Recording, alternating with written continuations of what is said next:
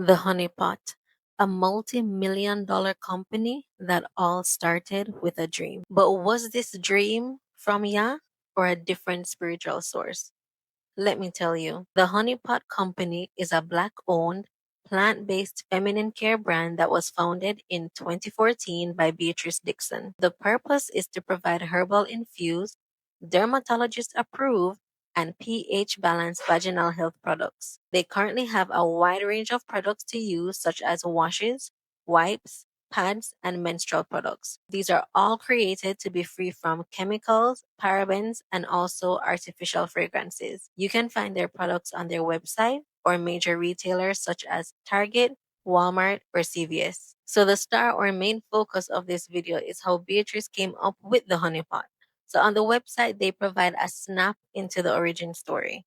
It says that Beatrice was suffering from bacterial vaginosis for 8 months when an ancestor came to her in a dream and gifted her with a vision to heal herself. Now, with her help, she created the honeypot to solve for what other brands wouldn't: feminine care powered by herbs. So, on the website, they are very transparent about the ingredients and seem to have stayed true to being powered by herbs. So, before we dig a bit deeper about this dream, I want to take a moment to understand what the scripture says about people who have passed away. So, Ecclesiastes chapter 9, verses 5 to 6 says, "The dead know nothing, and they have no more reward, for the memory of them is forgotten.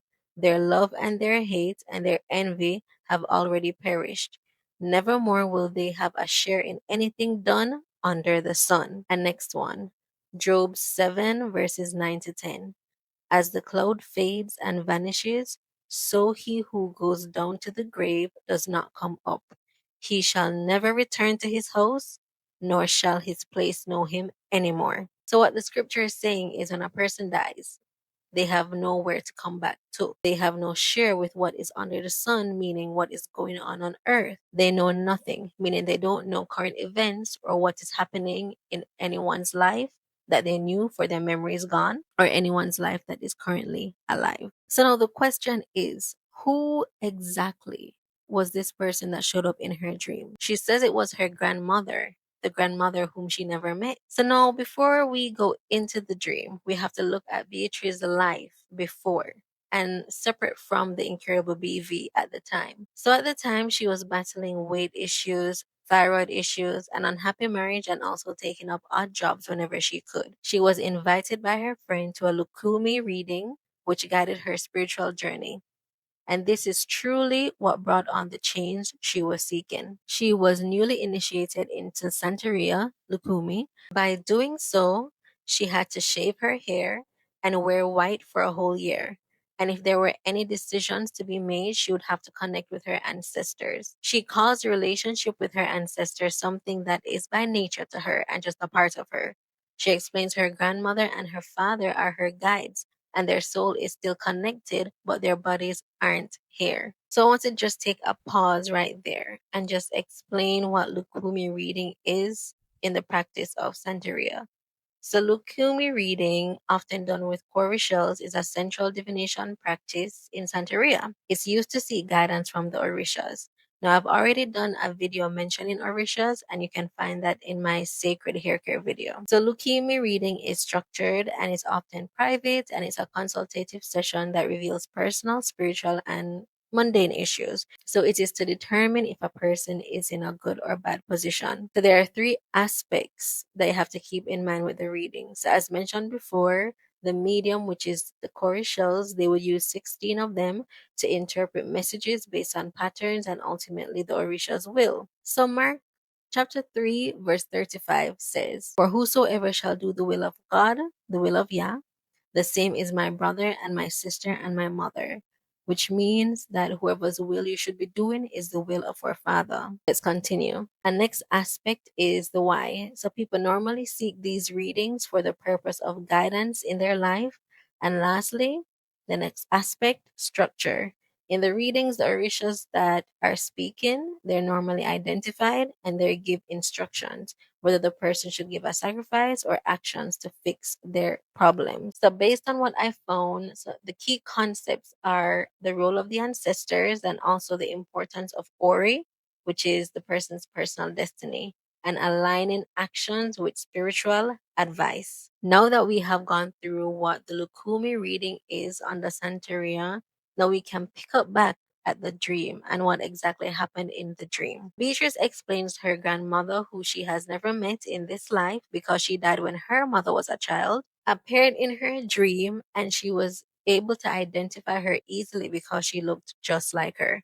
So the grandma told Beatrice that she had been walking with her and saw her struggles and knew what to do. Her grandma handed her a piece of paper with a list of ingredients and she told her that was going to solve her problem. Beatrice knew that she had a lot of these ingredients in her kitchen and she states that she needed to put them together to make a potion. So Beatrice memorized the ingredients on the paper by repeating it over and over again, and she woke up saying them. So because Beatrice worked at Whole Foods at the time, she was able to get some more of the ingredients and do different mixes of different quantities to see what worked. She gave it to her friends and others to see if the same ingredients that worked for her work for them, to show proof of concept. Now, Honeypot is a multi-million dollar company, so we should not underestimate the power of our dreams. Just as Solomon, who asked for wisdom from Yah, who showed up in a dream and he received it. And you can find this in First Kings chapter 3, verses 5 to 10. So it reads, in Gibeon, Yah appeared to Solomon in a dream by night, and God said, ask what I shall give thee.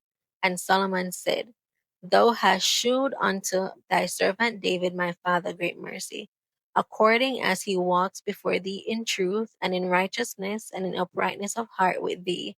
And thou hast kept for him his great kindness, that thou hast given him a son to sit on his throne, as it is this day. And know, O Lord my God, thou hast made thy servant king instead of David my father, and I am but a little child. I know not how to go out or come in.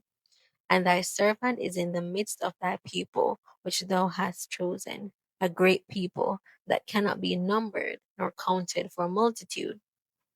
Given therefore thy servant an understanding heart to judge thy people, that I may discern between good and bad. For who is able to judge this, thy so great a people? And the speech pleased the Lord, that Solomon had asked this thing. And that is how Solomon received the great wisdom that transcends even till now. Everyone knows about King Solomon and his wisdom. So, with all the information provided, would your faith still allow you to buy from the honeypot? Let me know in the comments below. And thank you for watching. I'll see you in the next video.